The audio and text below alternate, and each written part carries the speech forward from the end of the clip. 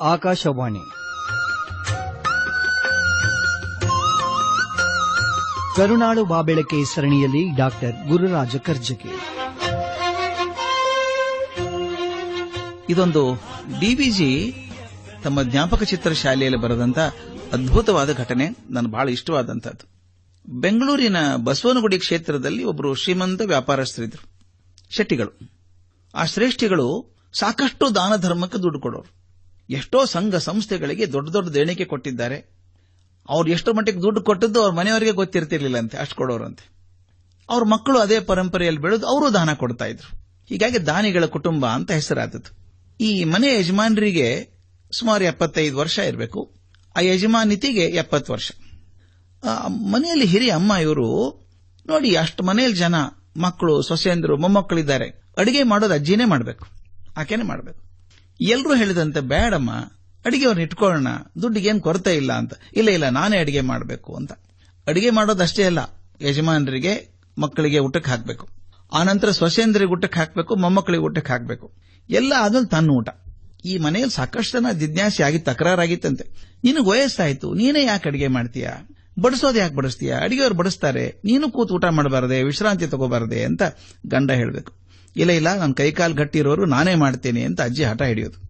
ಆಕೆ ಇದೊಂದು ವಿಚಿತ್ರ ಪದ್ಧತಿ ಇತ್ತು. ಅದನ್ನು ಡಿವಿಜಿ ತುಂಬಾ ಮೆಚ್ಚಿಕೊಳ್ಳೋರು.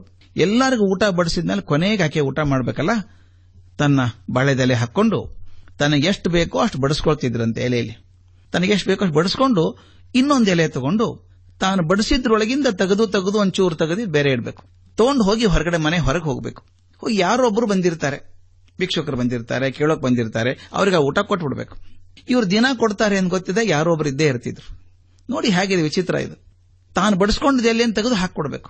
ಒಂದ್ಸಲ ಯಜಮಾನರು ಕೇಳಿದ್ರಂತೆ, ನೀ ಮೊದಲೇ ತಿನ್ನೋದು ಕಡಿಮೆ, ಅದರಲ್ಲೇನು ತೆಗೆದು ಯಾಕೆ ದಾನ ಮಾಡ್ತೀಯ ನೀನು, ಬೇಕಾದಷ್ಟು ಅನ್ನ ಉಳಿದಿದೆ, ಪದಾರ್ಥ ಬೇಕಾದಷ್ಟು ಇದೆಯಲ್ಲ, ಅದನ್ನೇ ಕೊಡ್ತೀಯಾ, ನೀ ಬಡಿಸ್ಕೊಂಡದ್ರಲ್ಲಿ ಯಾಕೆ ಕೊಡ್ತೀಯಾ, ನಾನು ನನ್ನ ಮಕ್ಕಳು ಬೇಕಾದಷ್ಟು ದಾನ ಮಾಡ್ತೀವಪ್ಪ, ನಿನಗೂ ಮಾಡಬೇಕು ಅಂತ ಮನಸ್ಸಿದ್ರೆ ಹೇಳು, ಅದಕ್ಕೂ ವ್ಯವಸ್ಥೆ ಮಾಡ್ತೇನೆ ಅಂದ್ರಂತೆ. ಯಾಕೆ ತಾಯಿ ಹೇಳಿದ ಮಾತು ಅದ್ಭುತ ಅದು. ಆಕೆ ಹೇಳ್ತಾಳೆ, ನನಗೆ ಗೊತ್ತು ನೀವು ಬಹಳಷ್ಟು ದಾನ ಮಾಡ್ತೀರಿ, ಈ ಉಳಿದ ಅಡಿಗೆ ಇದೆಯಲ್ಲ ಅದರಲ್ಲಿ ದಾನ ಮಾಡಿದ್ರೆ ನಂದಲ್ಲ, ಅದು ನೀವು ಗಳಿಸಿದ್ದು, ಕೊಡ್ಬೋದು.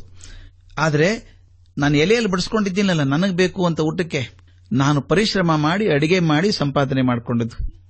ಅದರಿಂದ ಎಲೆಯಲ್ಲಿ ಬಡಿಸ್ಕೊಂಡದ್ದು ಎಷ್ಟಿದೆಯೋ, ನನ್ನ ದೇಹಕ್ಕೆ ಬೇಕು ಅಂತ ಎಷ್ಟು ಬಡಿಸ್ಕೊಂಡಿದ್ದೇನೋ ಅದರನ್ನು ತೆಗೆದು ಕೊಟ್ಟರೆ ದಾನ ಆಗತ್ತೆ ಹೊರತಾಗಿ ಉಳಿದಿದ್ರನ್ನು ಕೊಟ್ಟರೆ ದಾನ ಅಲ್ಲ ಅಂತ ಡಿವಿಜಿ ಹೇಳ್ತಾರೆ. ನನಗೆ ಜ್ಞಾನದ ಪರಿಕಲ್ಪನೆ ಚೇಂಜ್ ಆದದ್ದು ಆ ತಾಯಿ ಮಾತಾಡಿದ್ರಿಂದ. ನಾವು ಉಳಿದ ದುಡ್ಡೆಲ್ಲ ದಾನ ಮಾಡ್ತೀವಿ, ಆಕೆ ಹಾಗಲ್ಲ, ತನಗೋಸ್ಕರ ತನ್ನ ದೇಹಕ್ಕೆ ಬೇಕು ಅಂತ ಬಡಿಸ್ಕೊಂಡದ್ರೊಳಗೆ ಎತ್ತಿ ಕೊಡಬೇಕು ಅಂತ, ಅದು ದಾನ ಅಂತ. ಎಂಥ ಸಾರ್ಥಕ ಜೀವ ಅಲ್ವಾ ಇವು. ತನ್ನ ಕಡೆಗೆ ಹೆಚ್ಚಾಗಿ ಇದ್ದದ್ದನ್ನು ಕೊಟ್ಟರೆ ದಾನ ಅಲ್ಲ, ತನ್ನ ಅವಶ್ಯಕತೆಗಳಿಗೆ ಇಟ್ಕೊಂಡದ್ರಲ್ಲಿ ಕೊಟ್ಟದ್ದನ್ನು ದಾನ. ಸ್ವಾಮಿ, ಈ ನಾಡಿನಲ್ಲಿ ಇಂಥ ಜನ ಇನ್ನೂ ಇದ್ದಾರೆ. ಆದ್ದರಿಂದ ಕಾಲಕ್ಕೆ ಮಳೆ ಆಗ್ತಾ ಇದೆ, ಬೆಳೆ ಬರ್ತಾ ಇದೆ, ಧರ್ಮ ಬದುಕಿದೆ. ದಾನದ ವ್ಯಾಖ್ಯಾನ ಕೊಟ್ಟಂತಹ ತಾಯಿಗೆ ನಮ್ಮ ನಮಸ್ಕಾರ.